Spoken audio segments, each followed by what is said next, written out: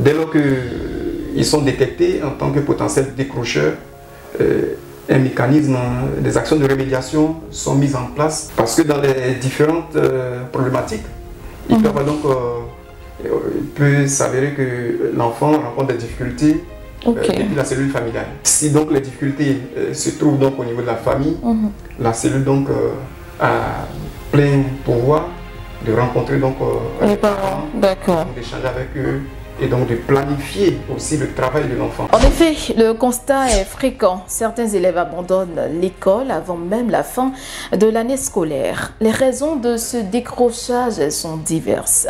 Entre autres problèmes familiaux, manque de moyens financiers des parents, mauvaise fréquentation des concernés. En vue de contrôler tous les contours de ce fléau et y mettre définitivement fin, le ministère de l'Éducation nationale a mis en place dans le courant de l'année académique 2022-2023 des cellules de prévention et de lutte contre le décrochage scolaire, CPLDS. Un mécanisme qui semble rencontrer des difficultés dans son mode opératoire. On en parle ce jour. Bonjour ou bonsoir, bienvenue.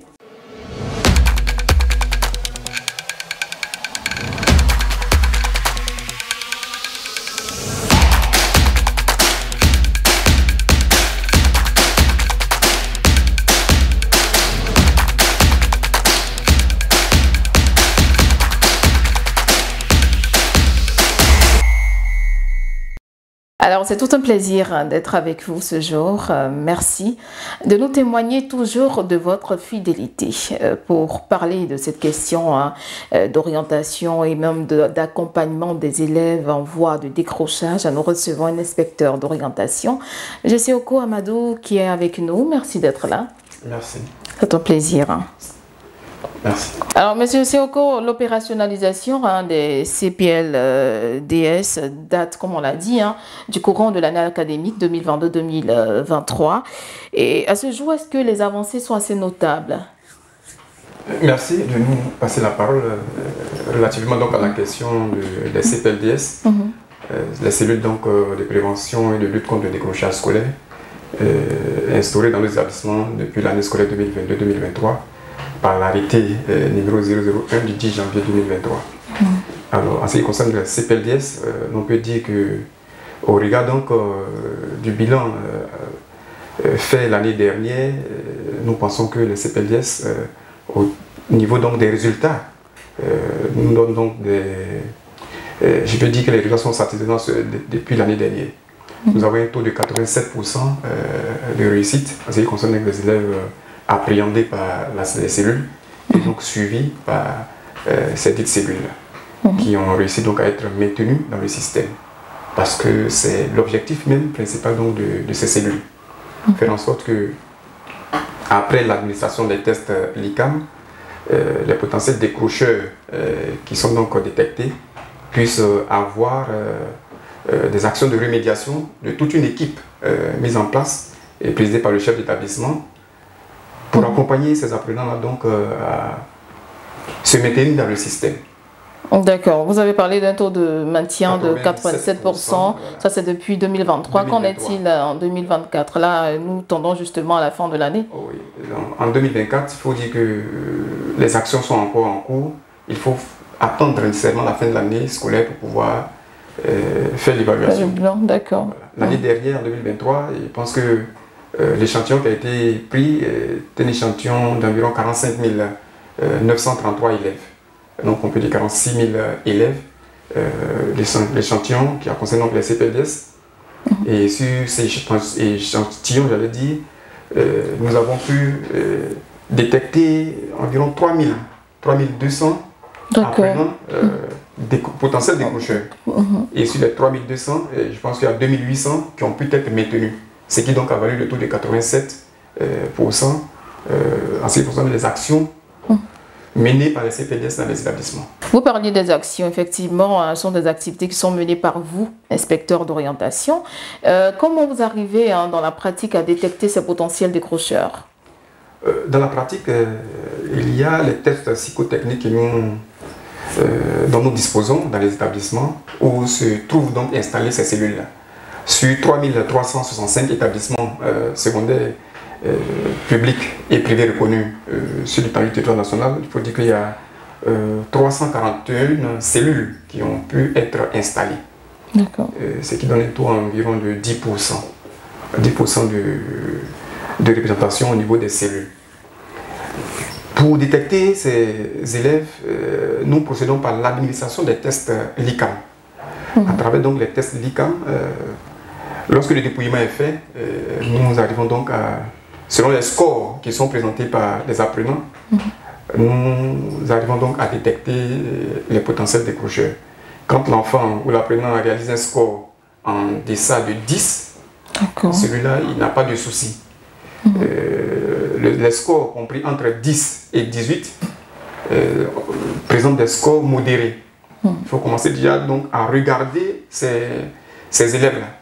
Au-delà de 18, ce sont vraiment des risques élevés de décrochage qui sont donc signifiés. Donc le test est administré à chaque étudiant, chaque élève. À chaque élève. À chaque élève. Mais dans la pratique, effectivement, c'est l'une des difficultés. Logiquement, on aurait souhaité donc administrer, avoir des administrations systématiques du test à l'ensemble des élèves des établissements. Malheureusement, donc, au niveau des difficultés liées au papier, à l'encre et tout, nous prenons des échantillons dans l'établissement à qui nous administrons donc les tests. D'accord, donc ça ne va pas de la 6e à la terminale? Pour l'heure, ça ne va pas de la 6e à la terminale, mais le test lui-même, il est conçu pour être administré aux élèves de la 6e jusqu'en terminale. Mais comme je l'ai dit, au regard des difficultés sur le terrain, ce sont des échantillons qui sont donc testés. Est-ce que ces difficultés rencontrées sur le terrain, comme vous l'avez cité tout à l'heure, ne causent pas en fait problème au niveau de l'opérationnalisation même du mécanisme d'accompagnement? Bien évidemment, ces difficultés posent suffisamment de problèmes.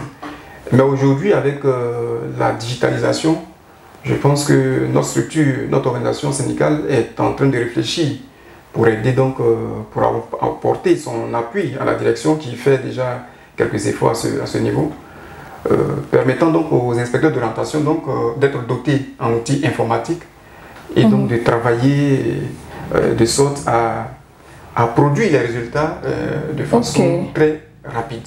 D'accord, donc tous les tests seront administrés maintenant de manière digitale. De façon digitale. D'accord. D'accord. Il n'y aura plus en fait de la paperasse qui causait problème. Ça pose vraiment problème. Et l'entrée en vigueur se fera quand? Nous pensons que cette année déjà, je pense que les outils informatiques déjà ont commencé donc à être déployés. D'accord. Alors sur toute l'étendue du territoire, hein, pour les chiffres qu'on a, il y a 180 cellules. Dans les établissements, c'est bien cela? 341 cellules. Dans les établissements. D'accord. Est-ce que c'est suffisant vraiment pour accompagner les élèves? Ce n'est vraiment pas suffisant, c'est même insignifiant parce que ça représente 10% de l'ensemble des établissements. Nous avons en Côte d'Ivoire 3365 établissements secondaires, publics et privés, reconnus par l'État de Côte d'Ivoire. Et sur ces 3365 établissements, nous avons 341 cellules qui fonctionnent. Alors que tous les enfants, tous les élèves, en tout cas, devront pouvoir bénéficier de cet encadrement-là. Donc nous pensons que c'est vraiment insignifiant. D'accord. Est-ce que justement le ministère pourrait revoir le nombre? Nous faisons des propositions donc, au ministère, à la tutelle, à travers donc, la direction de l'orientation des bourses. À l'effet donc de propager, de faire en sorte que dans chaque établissement secondaire, il y ait vraiment cette cellule-là. L'arrêté d'ailleurs précise que les cellules concernent aussi bien le public que les établissements privés. Normalement. Mais dans la faisabilité, c'est juste le public. Juste un peu de public. D'accord. Un peu de public. Et le privé également? Le privé, en dehors de un ou deux établissements dans lesquels se trouvent nos camarades, nos collègues inspecteurs d'orientation, il faut dire que le privé n'a vraiment pas encore pris toute la mesure de l'intérêt. Mais pourquoi l'externalisation met du temps? Quel est le problème? Le problème, c'est que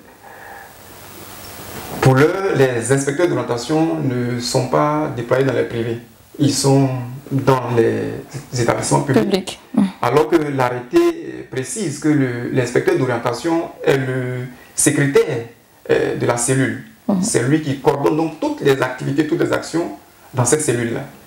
S'il n'est pas présent dans un établissement privé, dans un établissement, ce sera difficile donc pour lui, certainement, donc d'installer ou de faire fonctionner une telle cellule. C'est-à-dire après qu'il y a une pénurie d'inspecteurs, parce que vous le dites déjà au public, il n'y a pas d'inspecteurs dans tous les établissements du territoire, se trouvant sur le territoire ivoirien? Il n'y a pas vraiment d'inspecteurs dans tous les établissements sur le territoire.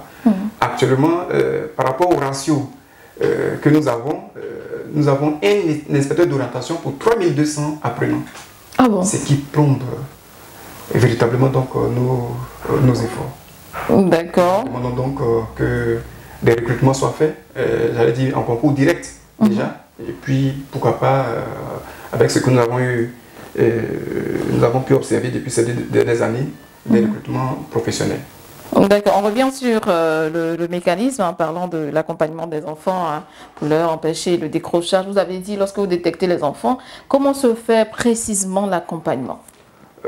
Lorsque nous détectons les potentiels décrocheurs, il y a la cellule qui comprend, selon l'arrêté, 10 membres.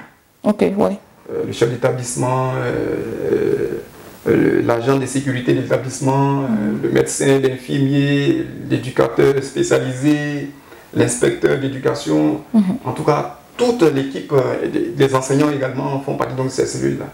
Dès lors qu'ils sont détectés en tant que potentiels décrocheurs, un mécanisme, des actions de remédiation sont mises en place pour pouvoir accompagner. Quelles actions? Parce que dans les différentes problématiques, il peut s'avérer que l'enfant rencontre des difficultés depuis la cellule familiale.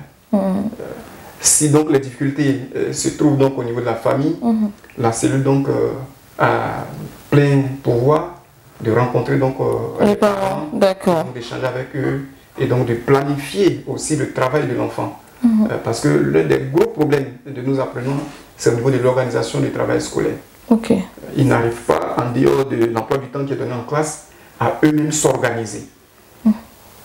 Et c'est vraiment l'un des problèmes essentiels que nous rencontrons avec ces apprenants. L'accompagnement est gratuit?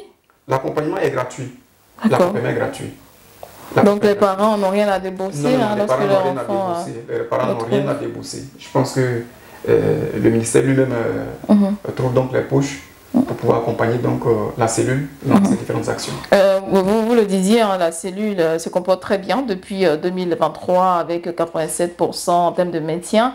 Mais est-ce qu'on peut s'attendre encore et encore à de beaux résultats du genre? Forcément, je pense que avec 87% de taux de maintien des élèves détectés, on peut dire que les cellules se portent bien. Très bien. Comme on l'a dit, il y a quelques difficultés toujours. Mais depuis quelques semaines aussi, nous avons, notamment au niveau de la mobilité des personnels de l'inspecteur d'orientation, mais depuis quelques semaines, nous avons appris par voie de presse que Madame la ministre, je pense, pourra donc doter les centres d'information d'orientation en véhicules. Cela permettra donc à nos centres d'information d'orientation donc d'être encore plus proches des établissements et des apprenants et donc de continuer l'action qui est donc menée dans l'environnement scolaire. Dans l'environnement scolaire. Et puis, parlant des actions, on voit qu'il y a eu des ateliers de formation des inspecteurs pour vous rendre plus opérationnel aussi sur le terrain, n'est-ce pas? Tout à fait. Je pense que dès le début du mois de novembre, la direction de l'orientation des bourses a entrepris sur l'étendue du territoire national donc, des séminaires de formation à l'endroit donc des inspecteurs d'orientation, mais aussi à l'endroit de tous les personnels qui sont concernés donc, par la cellule. D'accord. Donc les chefs d'établissement ont été conviés, les correspondants fichiers ont été conviés à ces formations, les enseignants ont été conviés à ces formations, les éducateurs et en tout cas l'ensemble des personnels qui pourraient donc faire partie donc, des cellules ont été conviés à ces formations. Nous sommes en train de terminer, mais dites-nous comment optimiser le fonctionnement des CPDLS pour de meilleures performances scolaires. Nous pensons que pour optimiser donc, les résultats donc, des CPLS, il faut songer donc, à doter ces cellules-là en outils informatiques qui doivent être aussi, ces cellules doivent être aussi couvertes donc, de réseaux Internet. De réseaux Internet et donc de permettre aussi que ces membres se réunissent autant de fois que cela est nécessaire pour pouvoir donc booster donc les actions des CPLS. Voici donc quelques pistes de solutions. On sait que vous êtes en sous-effectif, hein, il faut le préciser. Merci beaucoup de l'ajouter. Il faut vraiment renforcer surtout là aussi en présence des inspecteurs d'orientation. Voilà, parce que, je le dis parce que dans les cellules, il peut arriver que dans un établissement secondaire, vous ayez 4-5 inspecteurs d'orientation et un seul et donc fait partie donc de la cellule. Merci bien, M. Seoko. Vous êtes également secrétaire général du syndicat des inspecteurs, c'est bien cela, national. National des inspecteurs d'orientation de Côte d'Ivoire. C'est bien. Merci bien, M. Seoko, et puis à très bientôt. Merci beaucoup. Merci à vous, très chers internautes, de nous avoir suivis. Portez-vous bien, surtout si vous n'êtes pas encore abonné, faites-le. Portez-vous bien, je le dis encore. À bientôt.